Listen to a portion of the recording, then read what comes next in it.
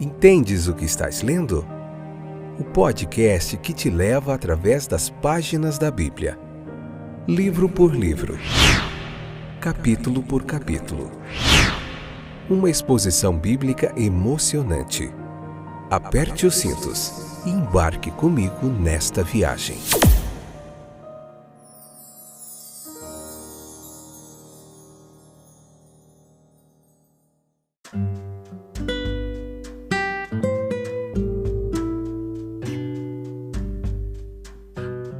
Olá, aqui é o Fábio, estou de volta para nós meditarmos mais um pouquinho na Palavra de Deus. Este é o episódio de número 22 do nosso podcast Entendes o que estás lendo? E o meu muito bem-vindo a você que tem compartilhado, tem participado, tem ouvido. Muita gente tem gostado desse trabalho e eu fico contente. Muitas pessoas têm acompanhado aí, têm sido abençoadas pela palavra de Deus, isso é motivo de grande satisfação. Meu muito bem-vindo a você, que fique aí com a gente até o final, veja os outros episódios também, tá joia? Compartilhe. Hoje é o capítulo 15 de Gênesis, a parte 1, depois nós veremos a parte 2.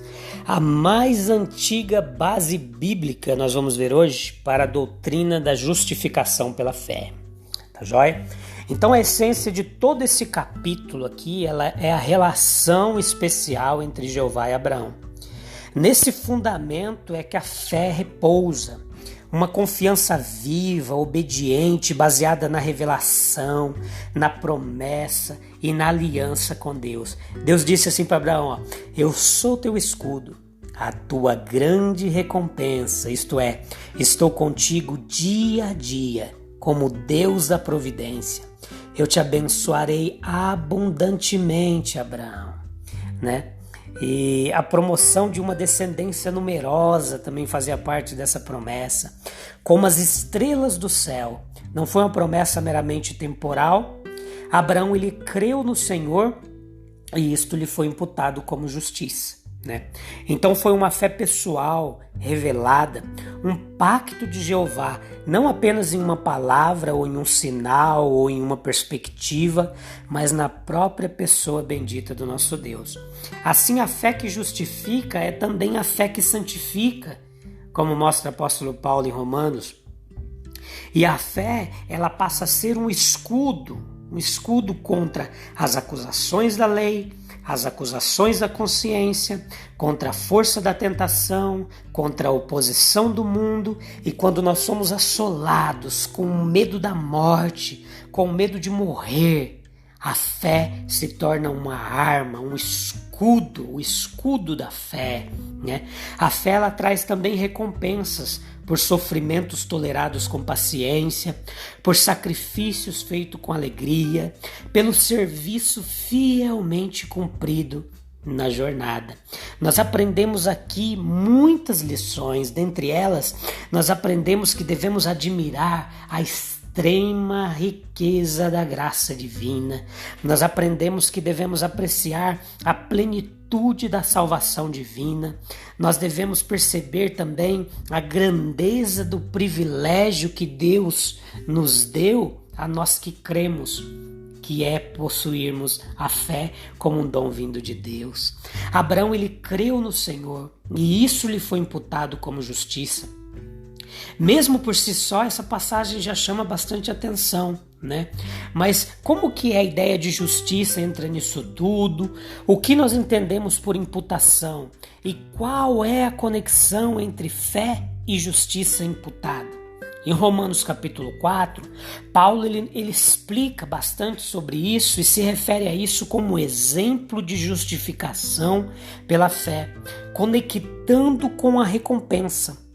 E isso novamente com perdão e aceitação. Não precisamos supor que agora, pela primeira vez, Abraão ele foi aceito por Deus, ou que somente ele foi considerado justo. Abraão ele creu não apenas na promessa em particular, mas no Senhor. Este caso é especialmente notado por Paulo como um exemplo de fé. A fé ela é o canal e não a fonte pelo qual recebemos a justificação. Pela aparência da fé, lá na Bíblia nós vemos vários exemplos, como os israelitas que viveram lá no deserto pela fé, né? E a cura ela veio totalmente de Deus. Deus ela oferece a sua salvação gratuitamente, né? Então por quê? Porque Ele nos ama Ele nos amou mesmo nós estando mortos em pecados, certo? Então o que impede esse amor de ser eficaz é a descrença, a incredulidade, a dúvida.